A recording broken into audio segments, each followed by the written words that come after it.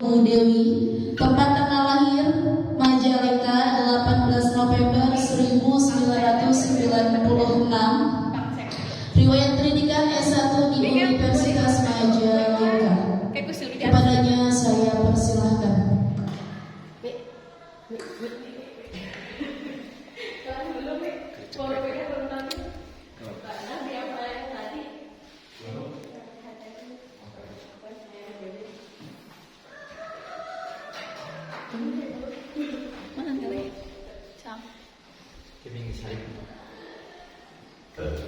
Abi deg-degan euy.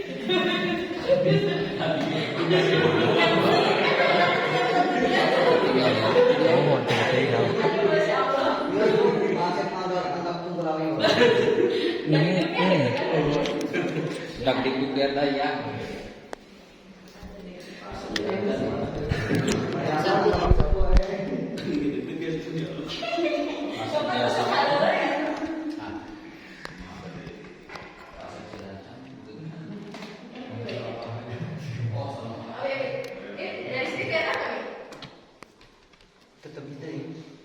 Tetap hitting, Bu.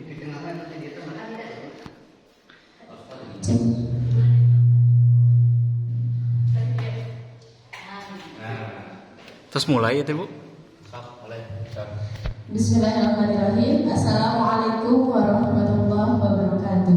Waalaikumsalam warahmatullahi wabarakatuh. Salam dan bahagia Bapak Ibu guru hebat. Ya, seperti biasa diawali dengan salam dan bahagia. Ya, seperti yang tadi disampaikan oleh pemateri sebelumnya bahwa filosofi pendidikan itu memberikan keselamatan dan kebahagiaan kepada murid kita. Salam dan bahagia. Begitupun kita sebagai gurunya harus selamat dan bahagia. Seperti itu. Boleh dilanjut Pak Dokter?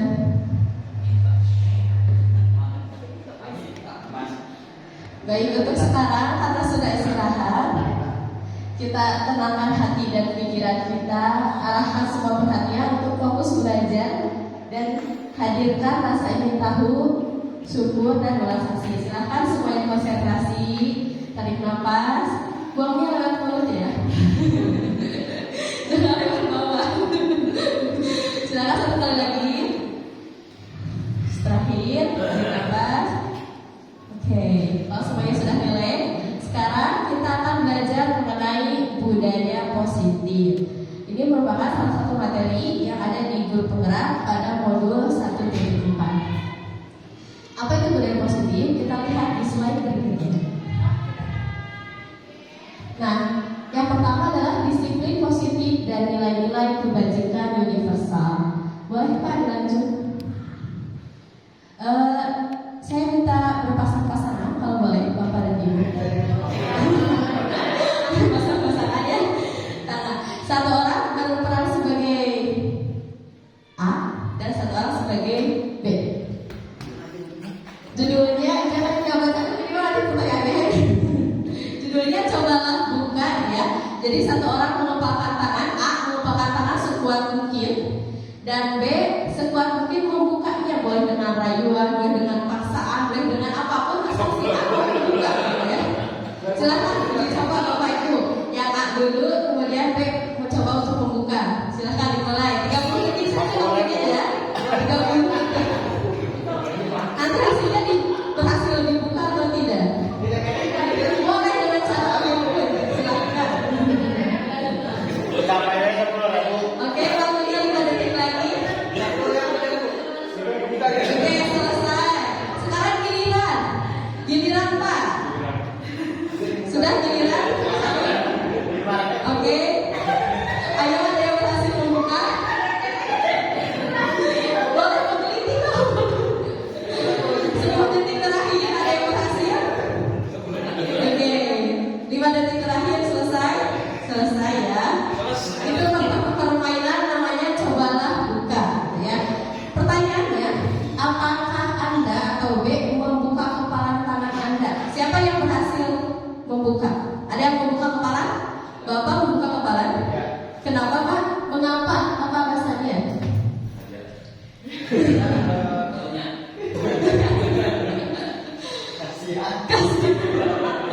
Selain memifta ada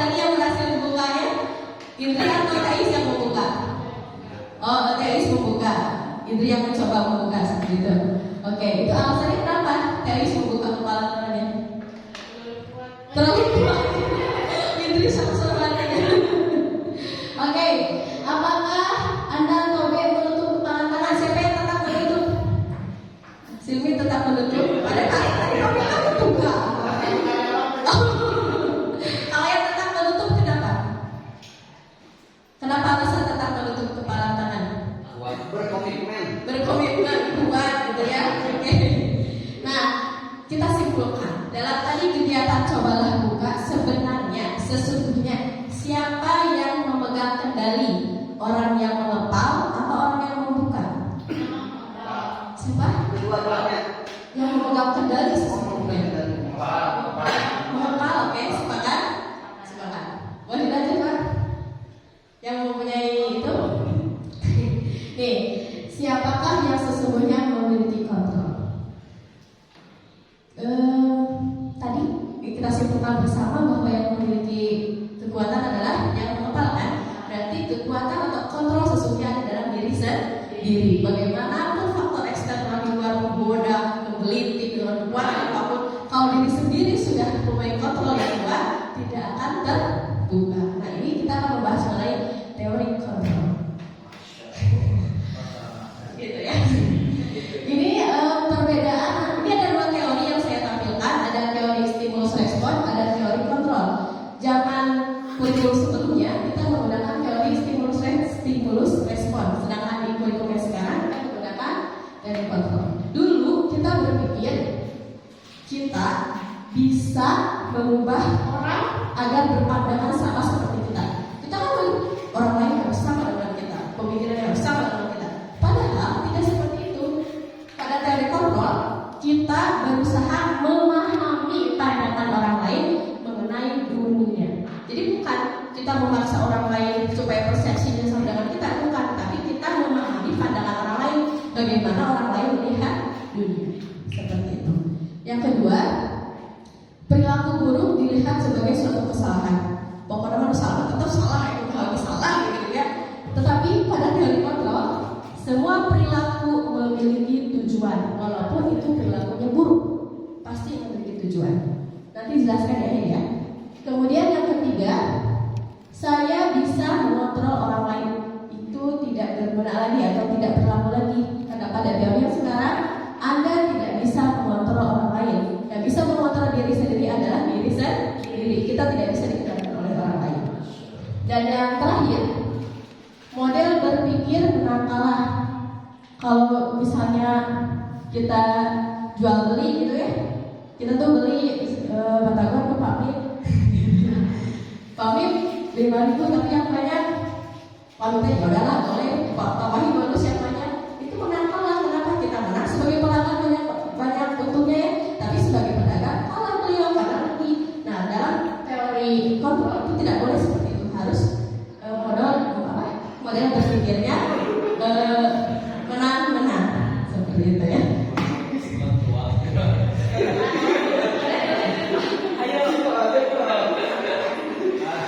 Oke, itu mengenai perbedaan teori stimulus respon dan kontrol. Selanjutnya pada makna disiplin.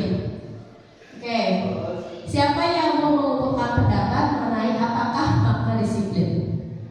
Sering kan mendengar kata disiplin? Apa itu disiplin? Ibu-ibu, bapak-bapak? Sesuai aturan, boleh. Sesuai norma. Apa lagi? Tepat waktu. Sudah? Kembali ke fitrah. Suci ya. Oke, silakan kita buka slide berikutnya. Ini kita pahami makna disiplin terlebih dahulu. Disiplin awalnya berasal dari bahasa Latin disiplin, yang artinya belajar. Arti asli dari kata disiplin itu juga berkonotasi dengan disiplin diri dari murid-murid. Disiplin diri dapat membuat seseorang kembali potensinya menuju kepada sebuah tujuan, sesuatu yang dihargai dan bermakna.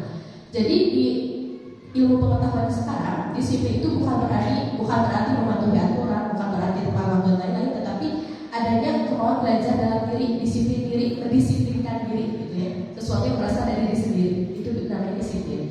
Dalam budaya kita, maka disiplin dimaknai sesuatu yang dilakukan seseorang pada orang lain untuk mendapat kepatuhan, patuh gitu ya, tepat waktu, mengerjakan tugas, patuh itu disiplin. Padahal disiplin bukan seperti itu. Disiplin itu belajar dari diri sendiri. Kita cenderung menghubungkan kata disiplin dengan ketidaknyamanan, karena terkadang kita itu ada keterpaksaan ya, nggak nyaman. Kalau dipaksa itu nggak nyaman. Mari lanjut Pak. Lanjutlah kepada nilai-nilai kebajikan universal. Nilai kebajikan universal adalah sifat-sifat positif manusia yang merupakan tujuan mulia yang ingin dicapai setiap individu. Kita sebagai orang tua maupun sebagai diri sendiri ada harapan-harapan baik kepada saya ingin seperti ini, saya ingin seperti itu gitu ya. Nah itu dinamakan sebagai nilai-nilai kebajikan universal. Kalau di Indonesia disebut juga sebagai profil belajar Pancasila. Tidak akan saya ulang lagi penjelasannya karena itu saja ya.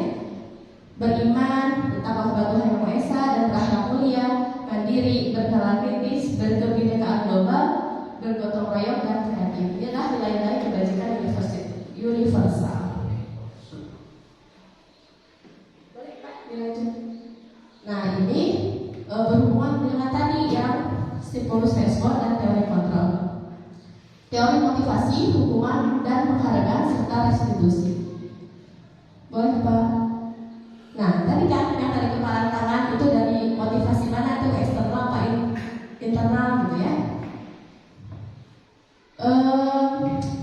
Misalnya kalau ada pernyataan kita itu melakukan sesuatu ya, kata Bapak Kepala tuh silahkan guru-guru hadir rapat hari ini. Kalau saya nggak rapat, saya bakal gimana gitu ya. Gitu. Apa yang akan terjadi jika saya tidak melakukannya? Itu namanya motivasi eksternal, masih eksternal, takut dihukum kan? Atau bagaimana gitu ya? Itu masih motivasi eksternal. Kemudian apa yang akan saya dapatkan jika saya melakukannya? Kayak tadi Bapak kasih uang, apa saya jual pasti saya dapat uang gitu ya. Itu masih motivasi eksternal juga, kenapa dorongannya uang gitu ya. Nah, sedangkan yang harus diberikan adalah disiplin positif adalah motivasi internal. Maka pertanyaan dalam diri harusnya, saya akan menjadi orang seperti apa jika saya melakukannya? Jika saya menjawab pertanyaan itu baru saya paham. Jika saya hari ini mendapat IHT, berarti saya akan paham dengan keluarga. Jadi tentang kualitas diri yang akan kita dapatkan, gitu ya. Itu namanya motivasi internal. Inilah tujuan disiplin positif. Seperti itu, menimbulkan atau memunculkan motivasi internal dalam diri murid tanpa penghargaan, tanpa hukuman. Seperti itu. Boleh lanjut Pak? Disiplin positif itu merdeka sebenarnya karena berasal dari diri sendiri. Menurut Ki Hajar Dewantara, merdeka itu artinya tidak hanya terlepas dari perintah, akan tetapi juga cakap buat memerintah diri sendiri. Memerintah diri sendiri. Misalnya Indonesia sudah merdeka kan? Tidak ada lagi Belanda di negara kita. Apakah Indonesia juga sudah cakap memerintah negaranya sendiri? Itu disebut merdeka. Jadi kita sudah tidak lagi diperintah orang lain. Apakah kita sudah bisa memerintah diri sendiri? Nah, kalau kita sudah bisa memerintah diri sendiri, berarti kita sudah dinamakan merdeka. Seperti itu. Boleh dilanjut Pak?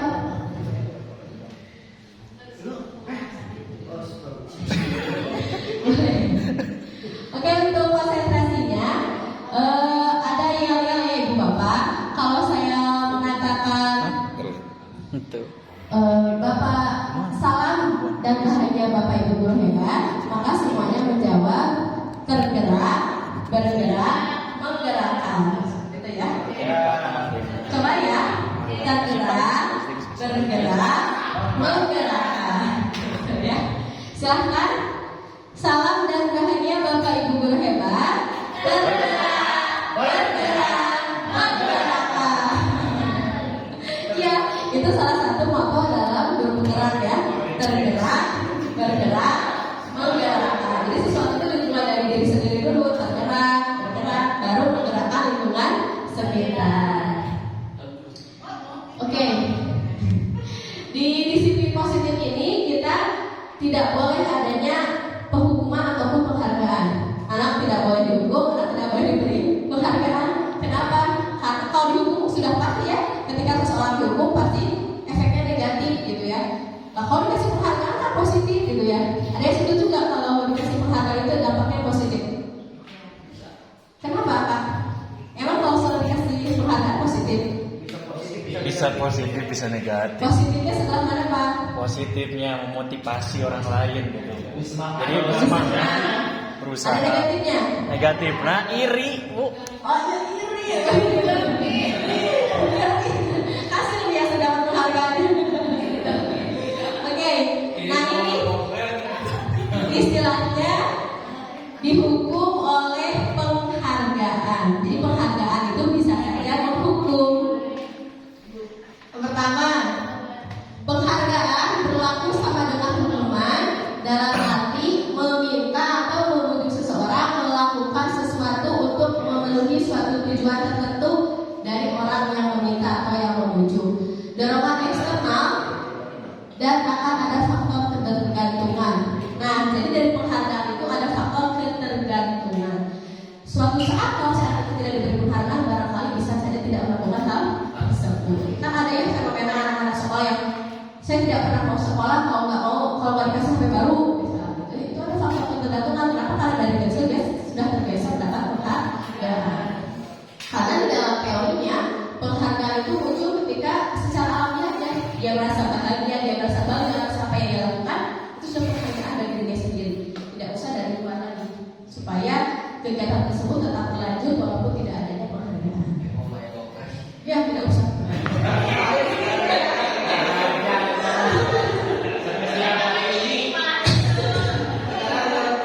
Oke. Nah, dari hukuman penghargaan ini ada beberapa efek. Yang pertama, pengaruh jangka panjang dan jangka pendek. Yang kedua, penghargaan menghukum. Yang ketiga, penghargaan mengurangi ketepatan. 4, penghargaan tidak efektif. Dan yang kelima, penghargaan merusak hubungan. Oke, ibu-ibu, siapa yang mau menyimpulkan nomor 5? Apakah penghargaan dapat merusak hubungan? Iya.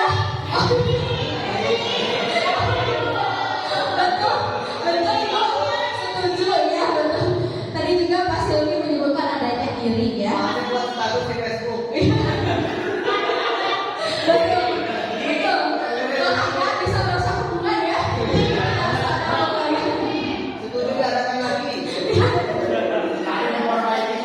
Iya, setuju juga.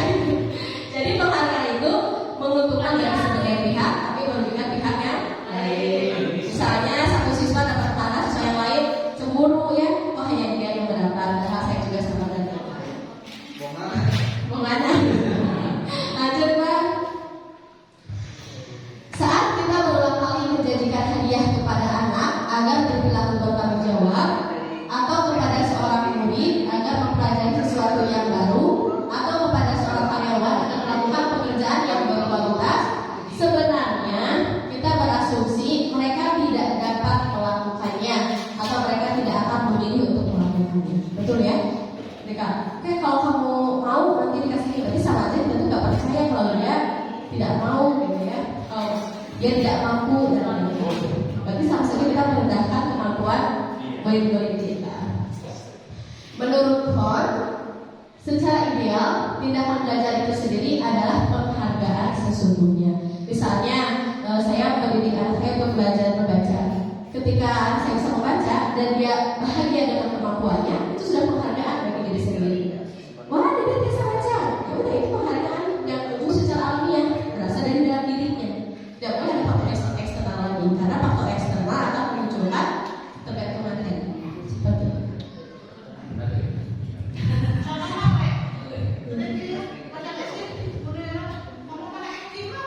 Iya kan, ketergantungan ya Bu ya. Jadi lebih baik tidak boleh dijanjikan apapun, secara alamiah saja dia berjalan seperti itu. Cuek.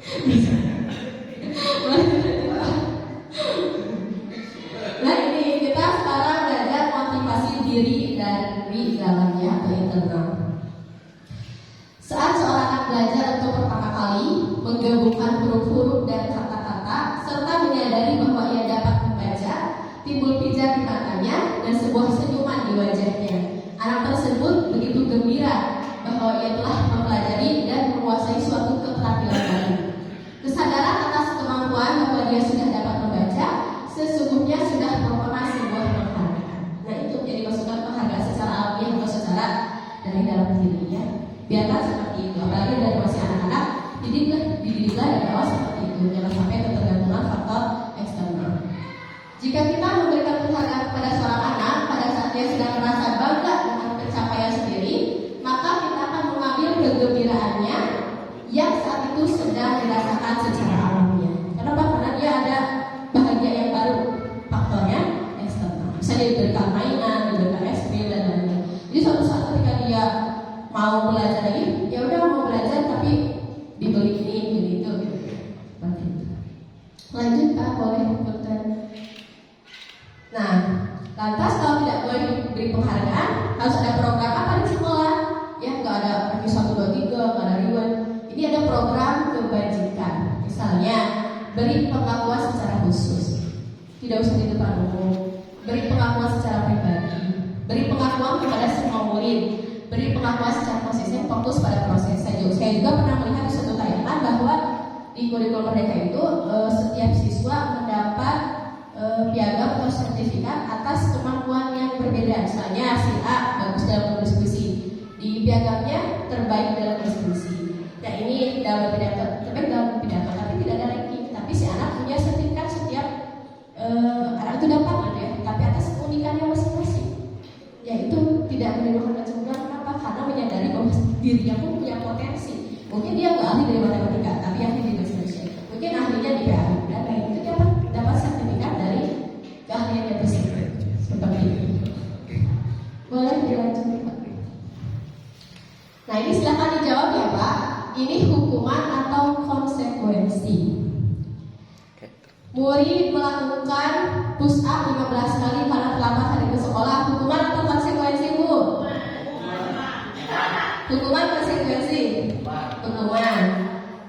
Menggantikan kertas tugas teman yang telah dicoret-coret? Konsekuensi. Membersihkan tumpahan air di meja karena tersenggol?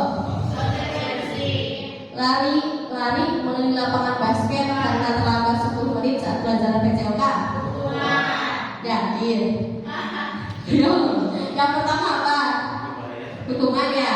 Yang kedua konsekuensi. Yang ketiga, yang keempat hukuman atau konsekuensi?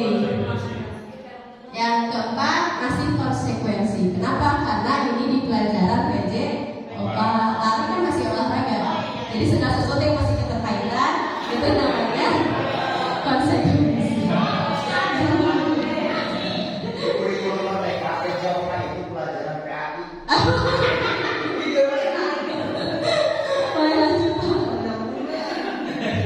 Nah, apa bedanya hukuman dengan konsekuensi?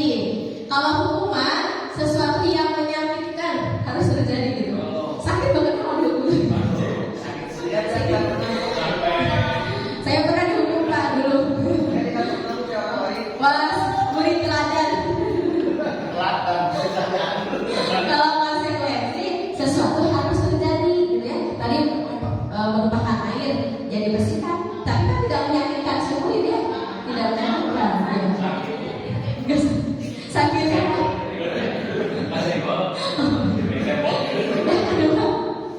Membuat anak sakit fisik atau batin dalam jangka waktu lama. Iya, kadang kalau misalnya kita berdiri depan bendera berjam-jam, fisiknya sakit, bahkan sampai pingsan gitu ya. Batinnya pun kadang sakit, ditonton oleh teman-temannya, malu, trauma jangka panjang gitu ya. Nah, itu hukuman. Sedangkan konsekuensi membuat anak merasa tidak nyaman dalam jangka waktu pendek, jadi tidak jangka waktu panjang kalau konsekuensi. Yang ketiga, anak belajar menyembunyikan kesalahan. Karena takut dihukum, akhirnya dia berbohong. Ya, gitu. Efek dari hukuman. Kalau konsekuensi, anak belajar mematuhi peraturan. Kemudian marah, rasa bersalah, dipermalukan, merasa tidak dihargai. Kadang-kadang hukuman efeknya seperti itu, pengen marah tapi malu gitu ya, masa ke guru marah, malu ke teman-teman, ditinggalkan, ya, dan lain-lain. Kalau konsekuensi kehilangan hak, dibuat tidak nyaman, dihasilkan untuk seberapa. Nanti dia akan kembali kepada teman-teman. Itu perbedaan antara hukuman dan konsekuensi. Boleh Pak?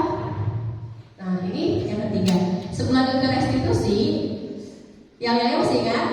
Tadi apa? Salam dan bahagia Bapak Ibu guru hebat.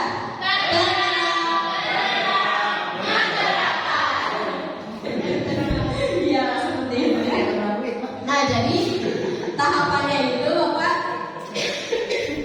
ada 3, dari mulai hukuman, konsekuensi, dan tahapan paling tinggi adalah restitusi. Jadi restitusi ini di atas konsekuensi tingkat levelnya ya. Restitusi adalah proses menciptakan kondisi bagi murid untuk memperbaiki kesalahan mereka sehingga mereka bisa kembali pada kelompok mereka dengan karakter yang lebih kuat. Restitusi juga merupakan proses kolaboratif yang mengajarkan murid untuk mencari solusi untuk masalah mereka dan membantu murid berpikir tentang orang seperti apa yang ingin mereka menjadi tujuan mulia dan bagaimana mereka harus memperlakukan orang lain.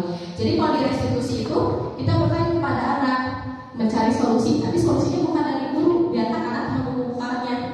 Bagaimana solusinya jika ada terlambat terus? Biarkan anak, oh ya Bu, berarti saya harus bangun lebih awal misalnya. Jadi solusi itu harus berasal dari anak. Kemudian berpikir tentang orang seperti apa yang dia inginkan. Kamu ingin jadi orang seperti apa?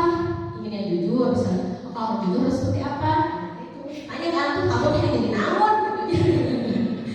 Terus yang ketiga, bagaimana mereka harus memperlakukan orang lain. Kalau kamu disikap, kalau kamu di tempat teman kamu enak gak digituin?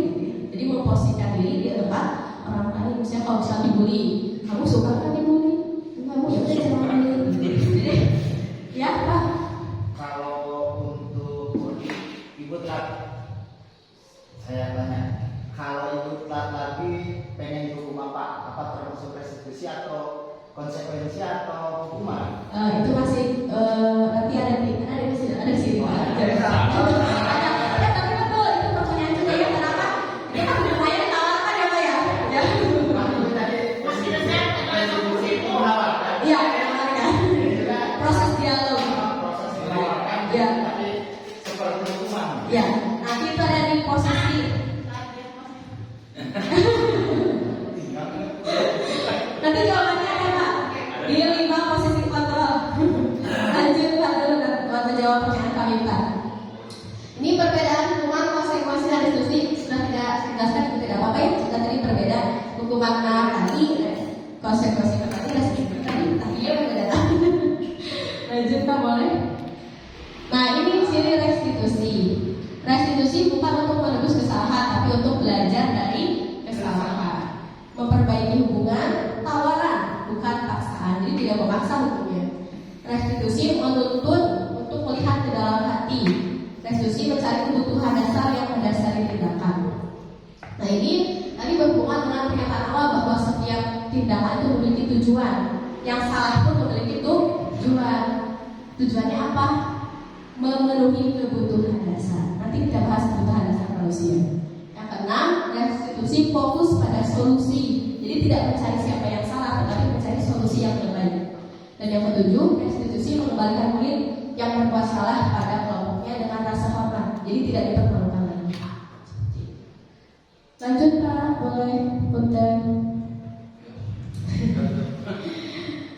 Nah ini keyakinan kelas. Kalau di sekolah kan adanya peraturan, tata tertib gitu ya. Nah sekarang diubah lagi namanya keyakinan kelas. Ya, mengapa tidak peraturan gitu? Mengapa kita memiliki? Nah ini dari saya bertanya ya kepada Bapak Ibu. Mengapa kita memiliki peraturan harus menggunakan helm saat mengendarai motor? Supaya Dia kelihatan ganteng. apa? Kelihatan ganteng. Ada keyakinan apa dari menggunakan helm?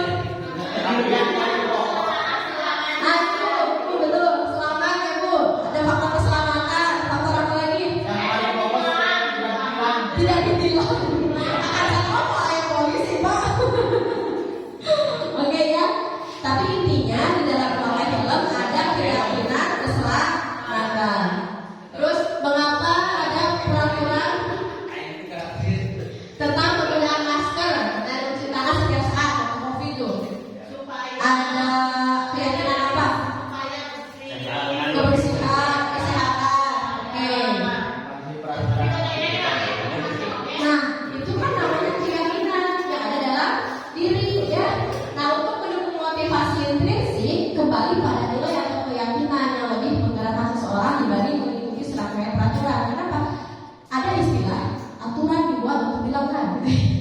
Jadi peraturan itu kadang-kadang mau menantang anak untuk melanggar.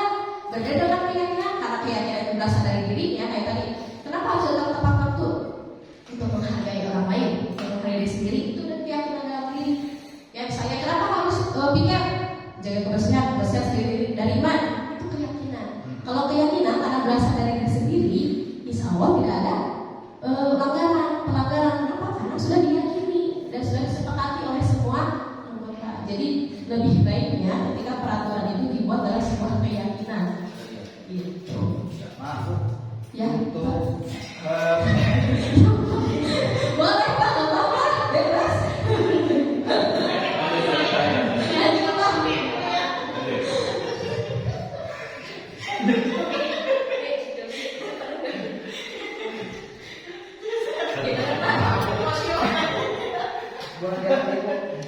untuk membedakan keyakinan kelas dan peraturan kelas ke anak, bagaimana?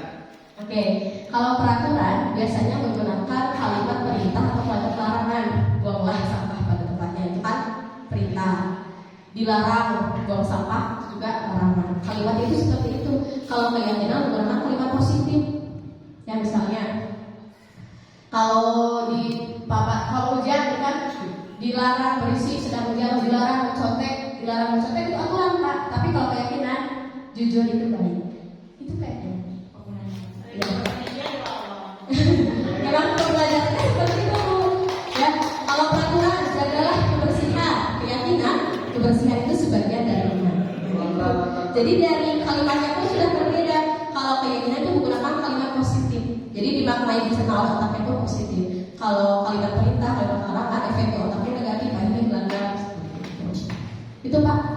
Susahnya. Ya, susahnya. Ada tahapannya, dimulai dari setiap siswa harus mengubahkan keyakinannya, mengubah ke dalam kalimat positif, ya akhirnya menjadi sebuah keyakinan. Ada tahapannya kan membuat keyakinan. Nah ini, menurut Bapak Ibu dari kolom sebelah kanan dan kiri, mana yang keyakinan, mana yang peraturan? Datang tepat waktu. Datang tepat waktu apa? Keyakinan apa peraturan? Kalau kami guru dan murid yang selalu menyayangi keyakinan. Ya. Mengucapkan salam peraturan. Kami murid yang selalu belajar keyakinan. Menjadi pelajaran.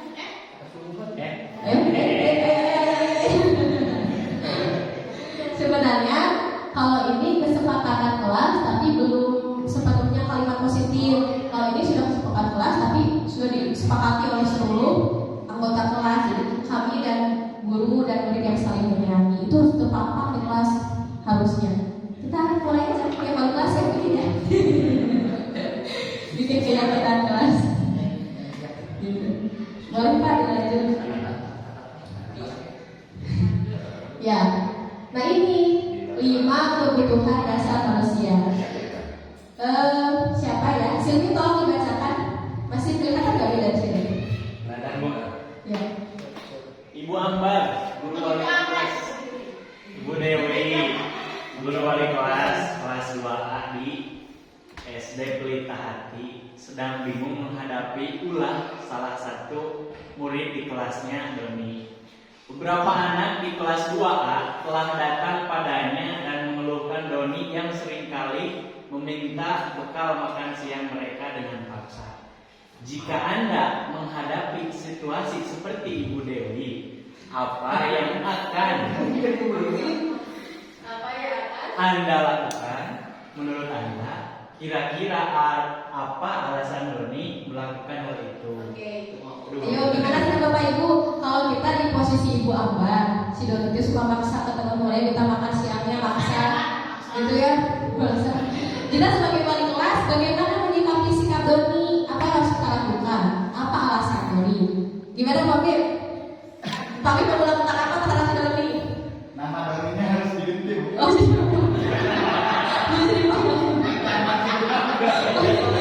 meminta apa yang akan dilakukan oleh Pak kepada Pak Yaman? Gimana Pak Bib? Apa ya? Harusnya cari secara pribadi dengan alasannya. Pak, mau. Oh, gitu. Oke ya, berarti dari Bapak Ibu jawaban itu ditanya secara pribadi, kemudian dengan alasan dari berlaku seperti itu kenapa? Oke sih Bapak Ibu. Lanjut Pak.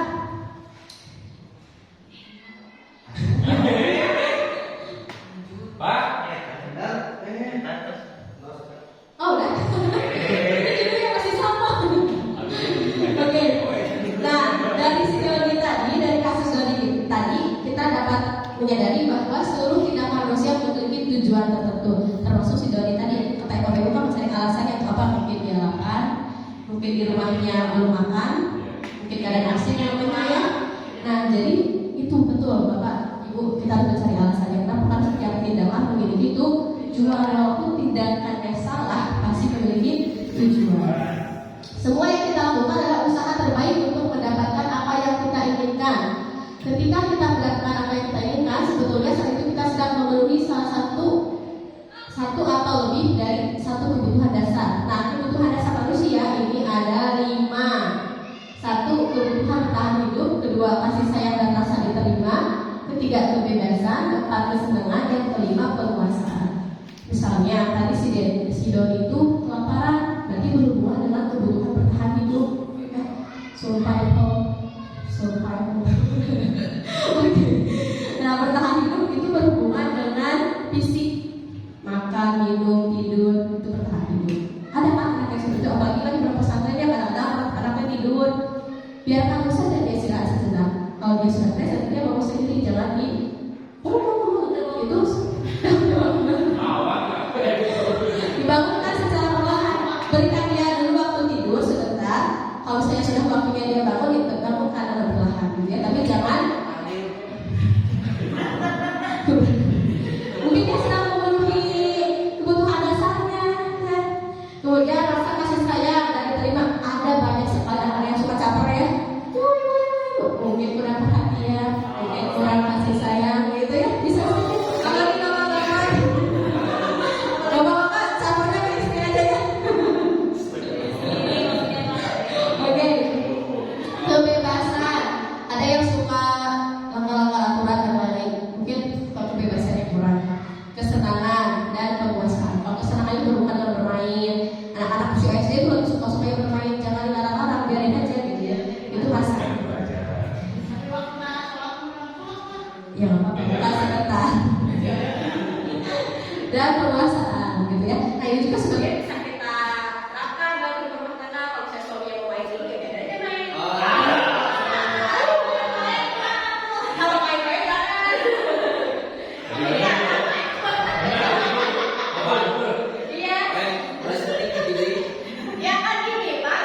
Kalau salah satu kebutuhan dasar yang tidak dipenuhi, dia akan melanggar, akan mencari hal yang salah. Gitu juga bapak-bapak. Kalau istrinya mau depresi, biarin dulu aja. ya ini kalau ada uangnya tuh.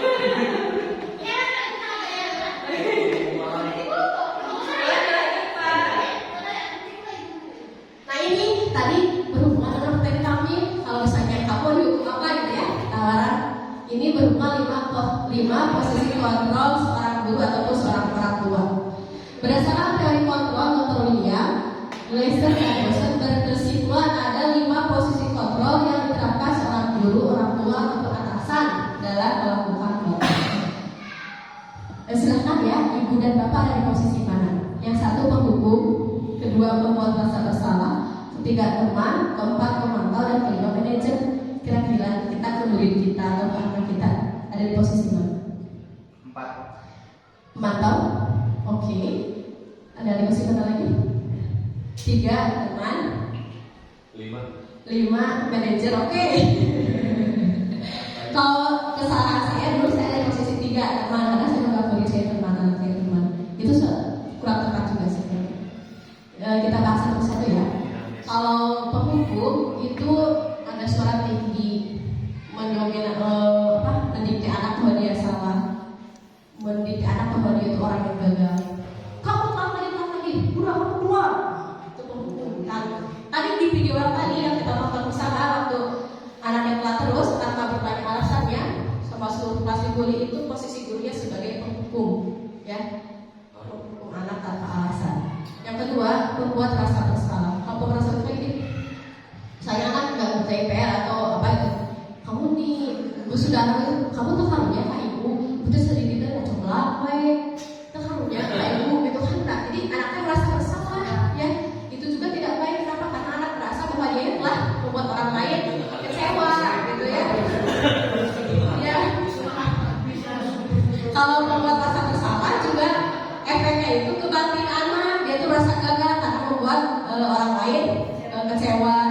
Nah, kalau teman akan memberikan efek ketergantungan. Jadi anak itu akan selalu nyaman dengan kita sebagai guru. Akhirnya dia tidak akan bisa lagi menjalin komunikasi dengan guru yang lain, ya, karena ayolah, betul, ayolah, gitu ya. Kalau kamu kayak gitu kan, nah, itu juga kurang baik. Kemudian kalau posisi pemantau itu sudah mulai menuju tadi kata Pak Min, menghukum apa dan lain itu pemantau Pak Min, ya. Jadi kalau pemantau itu saya, kamu tentang 15 menit, tahu kan konsekuensinya apa? Tahu nggak hukumannya apa? Itu lebih ke pemantau. Jadi memantau kembali aturan yang sudah ada, gitu ya. Nah, terakhir adalah manajer. Kalau manajer ini akan menerapkan segitiga restitusi. Apa itu segitiga restitusi? Nanti kita akan bahas di slide berikutnya. Nah, ini segitiga restitusi. Segitiga restitusi ini diterapkan oleh posisi kontrol manager. Ya.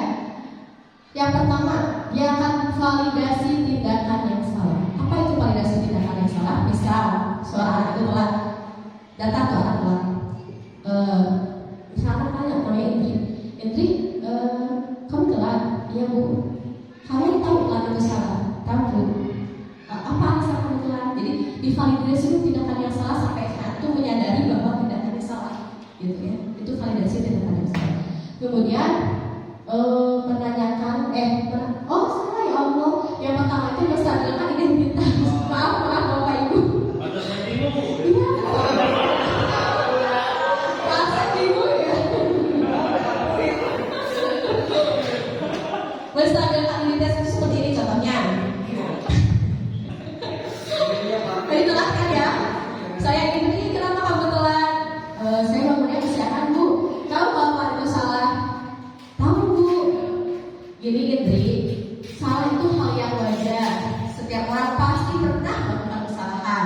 Jadi, iya, tapi kita harus tahu cara memperbaiki kesalahan. Jadi, menstabilkan identitas anak dulu. Maksudnya apa?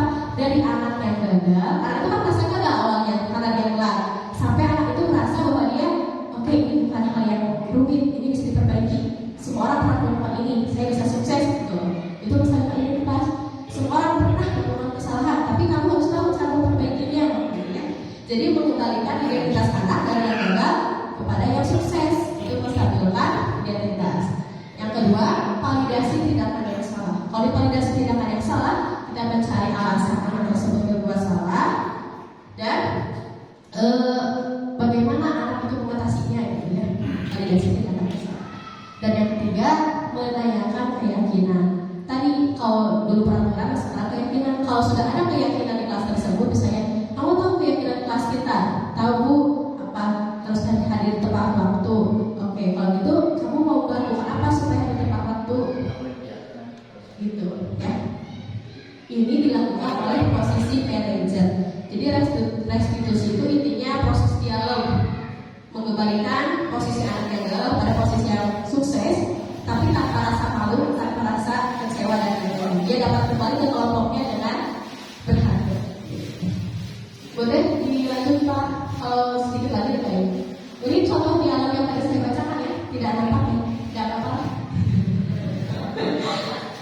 Oke, sebelum saya akhiri dialognya lagi, surprise-nya boleh? Kalau mau boleh keluarkan. Tidak boleh berapa orang senang.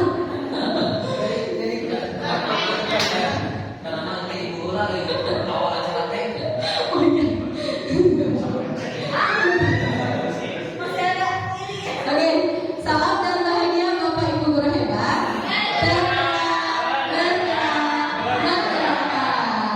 Udah boleh dilanjut. Udah selesai. Terus Pak. Terima kasih. Salam dan bahagia. Assalamualaikum